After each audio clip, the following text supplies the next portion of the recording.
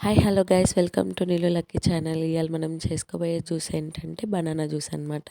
వీడియోలో చూపిస్తున్న విధంగా హోమ్ మేడ్ బనానా జ్యూస్ అనమాట. ఈ జ్యూస్ ఏంటంటే పిల్లలకి ఈ ఎండాకాలం చాలా చల్లగా ఉంటుందండి కడుపులో.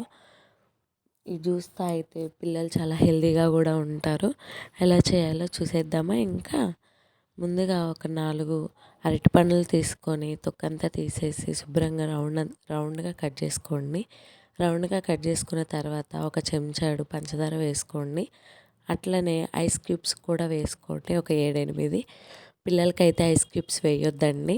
నార్మల్గా మిల్క్ గడ్డు ఉంటుంది కదండి, అది వేసేస్తే సరిపోతుంది. అట్లనే షుగర్ కూడా వేయొద్దు. తేనెను డేట్స్ ఉంటే డేట్స్ వేసేయండి. పిల్లలకి చాలా హెల్తీగా కూడా ఉంటుంది. మళ్ళీ షుగర్ వేస్తే కోల్డ్ కఫ్ అట్లా వచ్చే ఛాన్సెస్ ఉంటాయి. జ్యూస్ చేసుకున్న తర్వాత ఆ జ్యూస్ని ఒక గ్లాస్లోకి సర్వ్ చేసుకోండి.